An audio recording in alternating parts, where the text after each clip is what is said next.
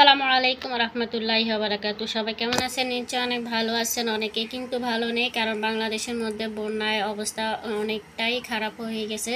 যেদিকে বন্যা হয়েছে সেদিকের অবস্থা অনেক অনেক বেশি খারাপ। তারপরে সবার জন্য দোয়া রইল। আর আমরা যারা সাধারণ মানুষ আছি, বাইরে গিয়ে তাদেরকে বেশি একটা সহযোগিতা করতে পারতেছি না।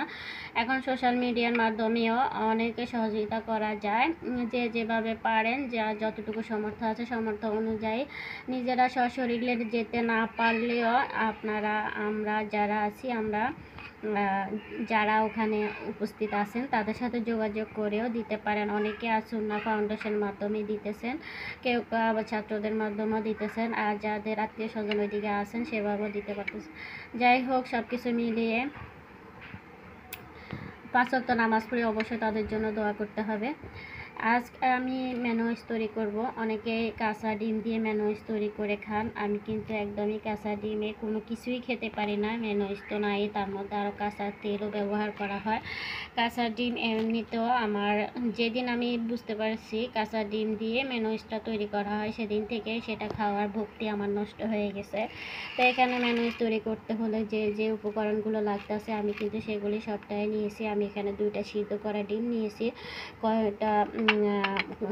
কয়েক কোষ এখানে দেশি যে রসুনটা আছে সেটা নিয়েছি, আর এখানে নিয়েছি কয়েকটা গোলমরিচ, তারপরে গুঁড়ো দুধ, চিনি আর পরিমাণ মতো লবণ, আর লাগবে 1 টুকরো লেবু। তো লেবুটাও নিয়ে নিছি। যাই হোক, এবার আমি শুরু করে দেব এই ম্যানোয়েজটা কীভাবে তৈরি করতে হয়। যারা পারেন তারা তো পারেন, আর যারা পারেন না তারা আজকে দেখে শিখতে পারবেন। আসলে বাসায় তৈরি করা খাবারের কোনো বিকল্প নাই। এটার স্বাদ এবং স্বাস্থ্য সব কিছুর দিক থেকে অনেক অনেক ভালো। আপাতত সবাই কিন্তু এখন খুবই স্বাস্থ্য সচেতন হয়ে গেছেন, তো সেদিকে খেয়াল করলে কিন্তু এখন হোম মেকিং খাবারগুলি মানুষ খুব বেশি খায়, আর তৈরি করে নিতে পারলে তো আর কোনো কথাই নাই। আমি আজকে একটু রসুনটা পরিমাণের থেকে একটু সামান্য বেশি দিয়েছি, বাচ্চাদের সর্দি লেগে আছে, তো সেজন্য রসুনটা খেলে খুবই ভালো হবে। এমনিতে তো খাওয়াতে পারবো না, এটার উসিলায় কিন্তু খেয়ে নেবে, খুব মজা করিয়ে খাবে। আলহামদুলিল্লাহ, আমার এই ম্যানোয়েজটা অনেক বেশি মজা হয়।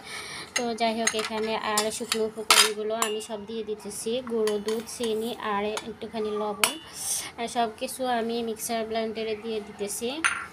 আর এখানে আছে আমার তেলটা আমি প্রথমে অল্প করে দেব, আর আমি নিছিও তেলটা অল্প করে, কারণ আসলে এমনিতেও তেলটা স্বাস্থ্যের জন্য খুবই খারাপ।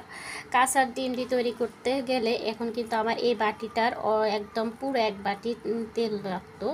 তো এখন যেহেতু আমি কাঁচা ডিম দিয়ে করতেছি না, আমি সিদ্ধ ডিম দিয়ে করতেছি, সিদ্ধ ডিমে একদমই কম করে দিলে হয়ে যায়। আর যারা সংরক্ষণ করে খাবেন ভাবতেছেন তারা কিন্তু ভিনেগার ব্যবহার করতে পারেন। আমি যেহেতু সংরক্ষণ করে খাবো না, সেজন্য আমি আর ভিনেগার অ্যাড করলাম না। এবার আমি খুব ভালো করে ব্লেন্ড করে নেব। তো আমি কিন্তু খুব সুন্দর করে ব্লেন্ড করে নিয়েছি, অনেক সুন্দর করে করেছি। আমি 2বার 3বার করে তেলটা অল্প অল্প করে দিয়েছি, দিয়ে একদম দারুণ একটা ম্যানোয়েজ তৈরি করে নিয়েছি। এটা যে কোনো নাস্তার সাথে আপনি খেতে পারেন, পাউরুটির সাথে এমনি তো মেখেও খেতে পারেন। তারপরে আপনি অনেক ধরনের নাস্তার সাথে কিন্তু এই ম্যানোয়েজটি খাওয়া যায়। খুবই মজা হয়েছে, একটু মুখে নিয়ে বুঝতে পারছি অনেকটা ভালো লেগেছিলো।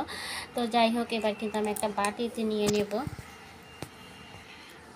এই যে একদম পারফেক্টভাবে তৈরি হয়ে গেল আমার ম্যানোয়েজ। আপনারা এভাবে খেতে পারেন, অনেক মজা লাগবে। আর বাসার জন্য আর বাইরে থেকে কিনে খেতে হবে না। সবাই ভালো থাকবেন, আর ভালো লাগলে অবশ্যই একটা লাইক দিয়ে চ্যানেলটাকে সাবস্ক্রাইব করবেন, পেজটাকে ফলো দিয়ে রাখবেন। ধন্যবাদ সবাইকে।